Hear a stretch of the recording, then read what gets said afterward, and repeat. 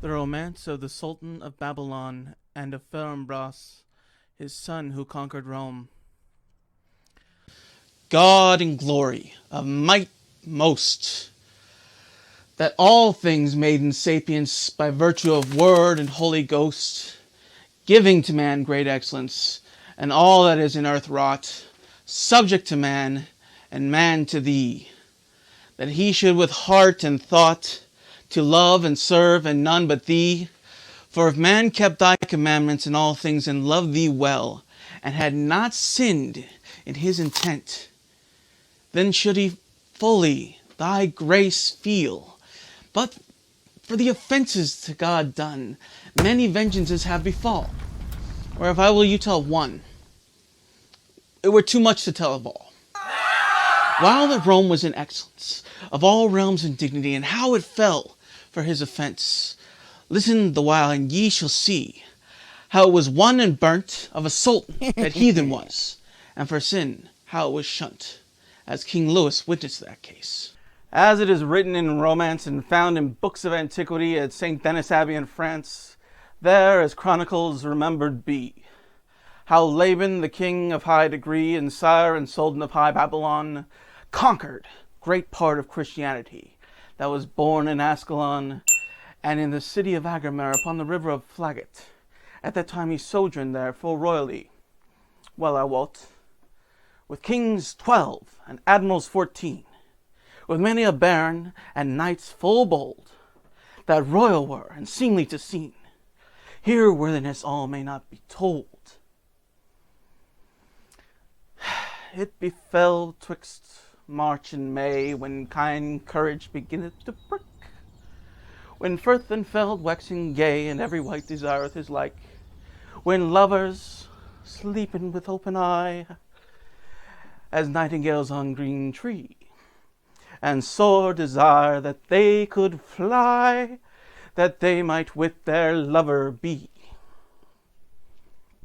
This worthy sultan, in his season, shopham to greenwood to gon, to chase the boar or the venison, the wolf, the bear, and the bosun. He rode though upon a forest frond, with great rout and royalty. The fairest that was in all that land, with a lance, limerence, and roches free. His hunts to chase he command, hear bugles boldly for to blow. To fear the beast in that land, the sultan waxed weary enow. He rested him under an elm tree, sitting upon a green seat, seeing a drummond come sailing in the sea. Anon he charged to beckon him with hand, to hear of him tidings new. The master sent a man to land of diverse languages, was good and true, and said, Lord, this drummond from Babylon comen is, that was worth £1,000, as it meet with shrews I wis, charged with pearl and precious stones, and rich pallure and spicery, with oil and brass quint for the nuns, to present you, my lord worthy. A draught of weather us drove to Rome, the Romans robbed us anon. Of us they slew full many one, with sorrow and care we be bygone. Whereof, Lord, remedy ye ordain by your barons bold to wreak thee of this villainy, or certes our bliss is cold. The Sultan, hearing this thing, with eager cheer he made a vow to Mahound and to Apolline, that they should buy it dear enough ere that he went from them. Where be ye, my kings bold, my barons, and my admiral? These tidings make mine heart cold, but I be venged, die I shall. Sir Pharambras, my son so dear, ye must be comforted in this case. My joy is all in the now and here, and in my daughter Dame Floribus. Soderbrant, my counsellor, let clep him forth to counsel me.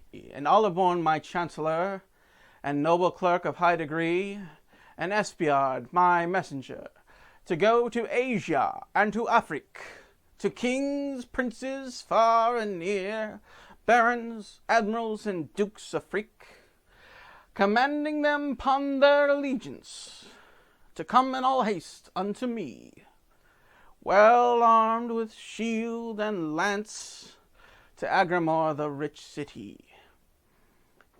In a short time this message was wrought, 100,000 on a rout. That robbery was right dear bought, was never none dearer, without a doubt. The king of Baldus, Sir Lucifer, of Africa lord and governor, spake to the Sultan that men might hear, and said, Sir, for thine honour, do send for ships both far and near. Carracks, galleys, and ships sheen, 700 were gathered all in fair, and a Drummond for the Sultan keen. Sir Ferinbras of Alisand and the Drummond with him was. Of Asia the king of Chandir, and his fair daughter Floripus. 2 masters were in the Drummond, 2 gods on high, sitting there in the maston top, with maces round to menace with the Christian lore. The sails were of red sendal, embroidered with rich array, with beasts and birds every dell, that was right curious and gay. The arms displayed of Laban of azure and 4 lions of gold, of Babylon the rich Sultan, most mighty man he was of mould. He made a vow to Termagant, when Rome were destroyed and made mischanced, he would turn eyen around, and destroy Charles, the king of France. Forth they sailed upon the flood, till they came to the haven of Rome. The wind them served, it was full good. They landed many a grim Algome.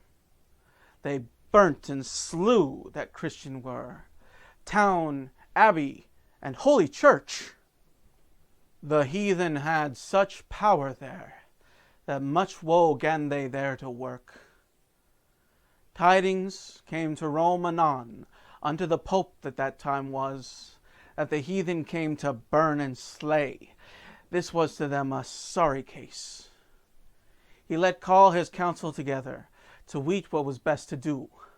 Anon as they were come hither, he asked them all full soon, Lordings, it is unknown to you that this cursed heathen Sultan burneth and destroyeth our people now. Alive he leaveth not one. Saint Peter be our governor, and save this worthy city of Rome. And Saint Paul be our guider from this cursed heathen hound.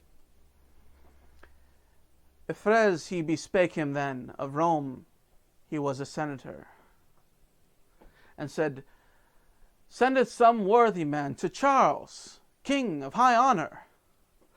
He would you help with all his might, that noble king of doosed France. Certes, quoth Severus, thou were not right.